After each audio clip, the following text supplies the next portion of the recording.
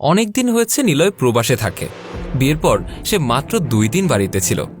আর এদিকে নিলয়ের বউ রিনা তার বাবার বাড়িতে থাকে। নিলয় মাস শেষে তার সব টাকা রিনার নামে পাঠিয়ে দেয়। আর রিনা এত টাকা পেয়ে নিজের সাজ পোশাক নিয়েই ব্যস্ত থাকে। সপ্তাহে 2 দিন করে সে পার্লারে যায়। এদিকে নিলয় বিদেশ থেকে বাড়ি আসতে চাইলে রিনা তাকে বলে, আরে আরও কিছুদিন থাকো তো, বাড়িতে একটু জায়গা জমি কেনো, তারপরে আসো। নিলয় তার বউ রিনাকে একদম চোখ বন্ধ করে বিশ্বাস করে, যার কারণে রিনা তাকে যত কথা বলতো সে সব কথাই মেনে নিত। এভাবেই রিনা দিনের পর দিন নিলয়কে ঠকাতে থাকে। নিলয় টাকা পয়সা যা পাঠাতো সে সবকিছু দিয়ে তার নিজের নামে জায়গা জমি কিনত। এদিকে নিলয় বিদেশে তার নিজের কাজ করেও আরও এক্সট্রা কাজ করে, যাতে বাড়িতে বেশি করে টাকা পাঠাতে পারে, তার বউটা যেন সুখে থাকে। এদিকে রিনা তার জামাইয়ের টাকা দিয়ে অন্য একটা ছেলের সাথে ফষ্টি নষ্টি করে সময় কাটায়।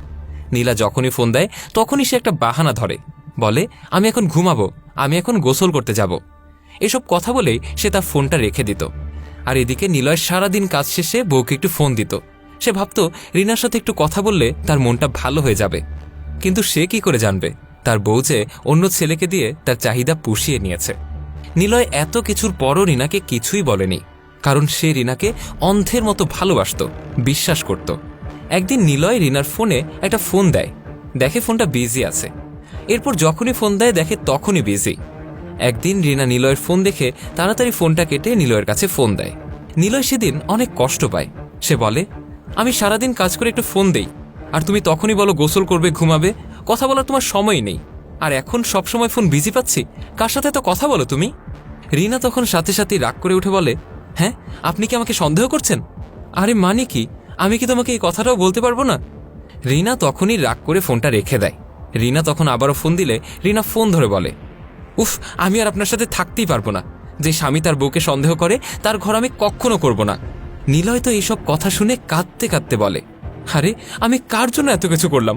তোমাকে সুখে রাখার জন্য আমি রাত দিন এক করে কাজ করছি, যত কষ্ট করি না কেন তোমাকে কখনো বুঝতে দেইনি, আর তুমি আজ আমাকে এই কথা বলছো? কিন্তু রিনা নিলয়ের কোনো কথাই শোনে না। এর কিছুদিন পর নিলয় দেশে ফিরে আসে। এসে দেখে রিনা তার বাড়িতে নেই। সে তার ভাবির কাছে জিজ্ঞেস করলে ভাবি বলে, আমি জানি না সে কোথায় গেছে, আমাদের কাছে তো বইলা যায় নাই। এরপর নিলয়কে বাড়িতে বসতে দিলে অনেকক্ষণ পর রিনা বাড়িতে ফেরে। নিলয়কে দেখে সে কিছুই বলে না। নিলয় তখন রিনার হাত ধরে বলতে থাকে, রিনা তুমি আমার সাথে এমন কেন করছো বলো? রিনা সাথে সাথেই তার হাতটা ছাড়িয়ে বলে, হ্যাঁ তোমার সাথে আমি কি করব? তোমার সাথে থাকতে পারবো না, ব্যাস। আর শোনো, তালাকের কাগজটা তোমার বাড়িতে কিছুদিনের ভেতরে চলে যাবে। নিলয় এই কথাটা শুনে কি করবে বুঝে উঠতে পারছে না। তার কি এমন অপরাধ ছিল যার কারণে তার এত বড় শাস্তি হলো? এতদিন যত টাকা ইনকাম করেছে সে সবকিছু রিনার নামেই করে দিয়েছে। আজ তো সে ফকির, তার কাছে কিচ্ছু নেই। নিলয় তখন রিনার পায়ে পড়ল, কিন্তু তাতেও কোনো কাজ হলো না। নিলয়কে আগেই সবাই বলেছিল, এই বউকে এত অন্ধবিশ্বাস করতে নেই, কিন্তু সে তো কারো কথাই শোনেনি। যত জায়গা কিনেছে সবকিছুই বউয়ের নামে কেনা। এবার নিলয় রিনাকে অনেক বোঝানোর চেষ্টা করে, কিন্তু রিনা তার কোনো কথাতেই পাত্তা দেয় না। বলে, আমার বাড়ি থেকে এখনই বের হও, না হলে কিন্তু ঘাড় ধাক্কা দিয়ে বের করে দেব। নিলয় অনেকক্ষণ চুপ করে থেকে তারপর বলে, না তার করতে হবে না, আমি নিজে থেকেই চলে যাচ্ছি। আমি প্রবাসে একটু ঘুমাতে গেলেও ভাবতাম আমার তো বাড়িতে মাস শেষে টাকা পাঠাতে হবে। এই ভেবে আমি আর বিছানায় ঘুমাতে পারিনি। আবারও কাজের জন্য ছুটেছি। গরমে শরীর সিদ্ধ হয়ে গেছে, মাথার ঘাম পায়ে পড়েছে। আর সেই টাকা দিয়ে তুমি তোমার রূপ আর যৌবন ধরে রেখেছ। এখন হয়তো আমার থেকে ভালো কাউকে পেয়েছ। যাও, দোয়া করি সে যেন তোমার মতো করে তোমাকে কষ্ট না দেয়। এর কিছুদিন পর রিনা তার ভালোবাসার ছেলেটার সাথে বিয়ে করে বেশ ভালোই কাটাচ্ছিল।